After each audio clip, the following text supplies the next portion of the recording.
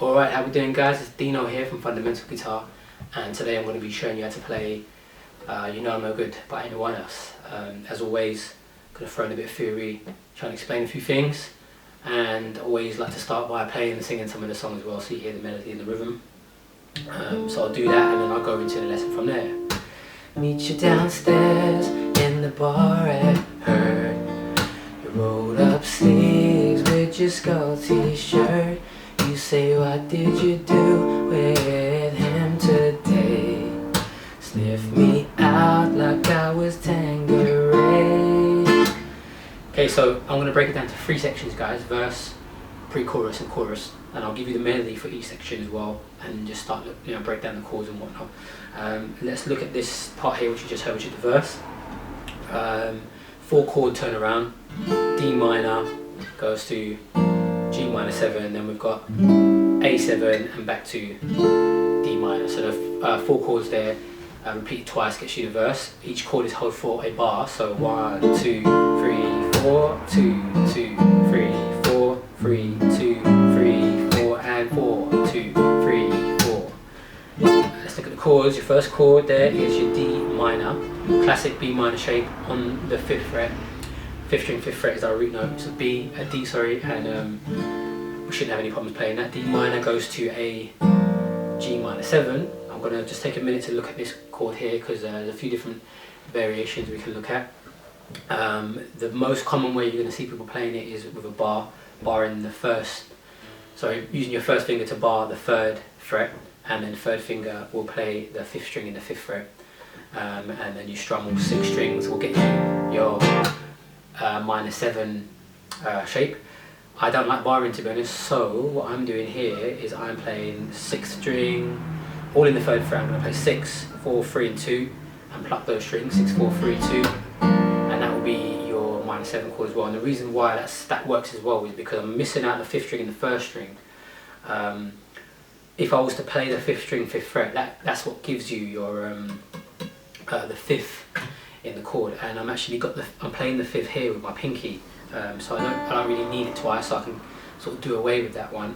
And you don't need, obviously, if you barred, the 1st string is always going to be a carbon copy of the 6th string, so you don't need that either. So you can just do away with them and pluck this 6, 4, 3 and 2, and then you just get that minor 7 shape. If you notice I was throwing some up strokes in as well. If you're going to do that, you're going to need to use index fingers playing the 6th string, 3rd fret, but it's going to lay across the 5th string and mute it, and your palm or index finger there is going to mute the 1st string as well, so you can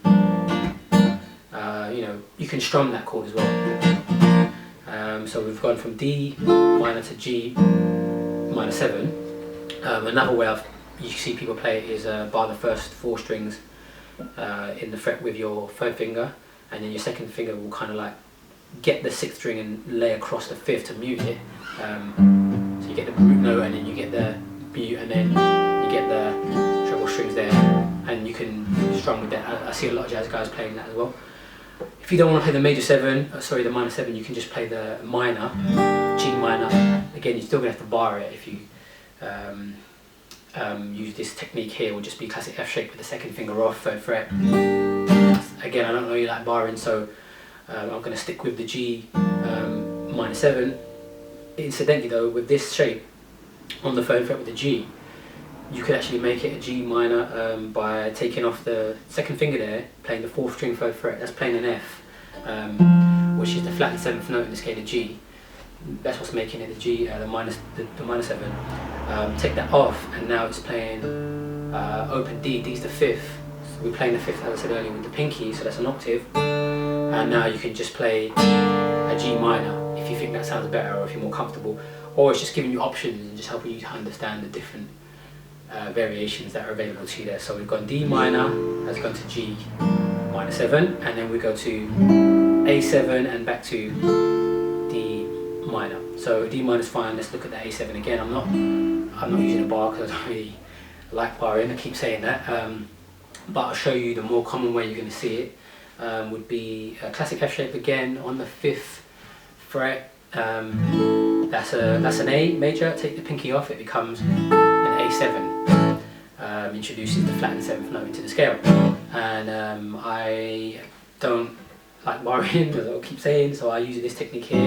So my thumb's getting the root note, the 6th string 5th fret is the A, and then I'm basically playing this little triangle shape here.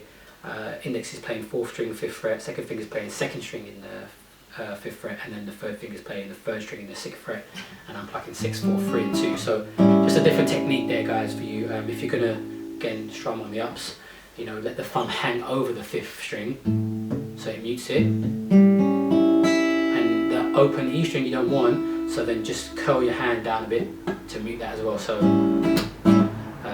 that's the 4 chords there: D minor, G minor 7, A7, and back to D minor. The next part of the chorus, when it goes into the pre-chorus, will be well, you're my fella, my guy, and be my stella and fly. By the time I'm out the door, tear me down like Roger Moore. I cheated myself. It goes into the chorus from there, so we'll look at that in a second, but let's break down this part here, which is the pre-chorus. We went into G minor 7. Now these chords are going to be held for 2 bars, guys, so we know to play G minor 7, fella my guy, and then goes to E7, hand me a Stella and fly, so 2 bars for that. E minor 7, E major shape with the middle missing, so take the 3rd finger off. That would have been an E and an E major, which is an octave of the root note, so we don't need 2 E's, so take that finger off, it now becomes a D, and D is the flattened 7th note in the scale of E, so that's why it becomes an E7 now. So 2 bars of that. Hand me a Stella and fly, goes to F, by the time I'm out the door. So 2 bars of that. You can bar if you want. I don't like barring, as I keep saying, so I'm just playing the F major 7 shape, but I'm not getting the high E, so it doesn't really make any difference. I'm plucking 6, 4, 3, 2. Out the door. Then the next 2 chords are going to be for a bar each. So we're going to E major, tear me down like, to A7, Roger Moore. So A7, similar to an A major chord, but with the middle missing. So the middle, we would be playing an octave of the root note, which is an A. So now if you take the middle out, this is open G string, and G is the flattened 7th note in the scale of A, so that becomes an A7. Hopefully it's sinking into your brain. I keep mentioning, you know, why a chord has become the 7th, you know, relating to the note that's being played and its relative position in the scale. So there we go. We went G minor 7 to E7 to F, or F major 7, E major to A7, and then we go to the chorus. I cheated myself like I knew I would. I told ya I was trouble.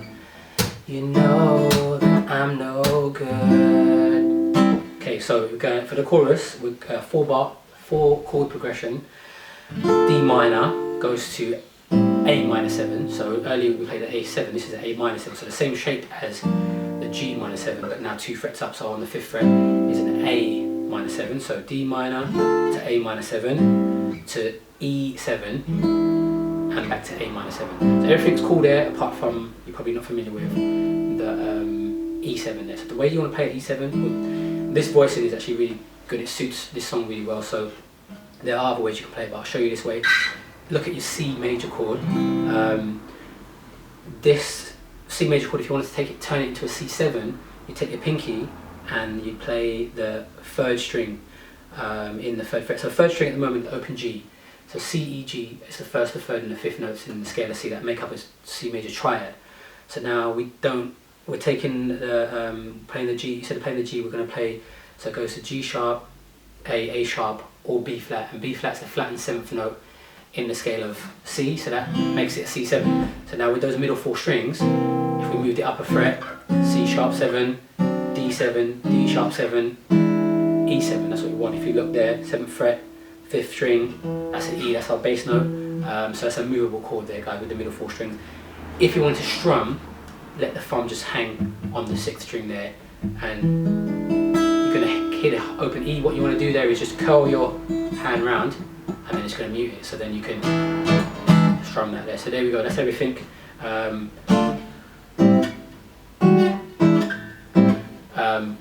If you've got any questions, guys, give me a shout, and hopefully you learned something and you enjoyed the lesson. I'll see you again soon, take care.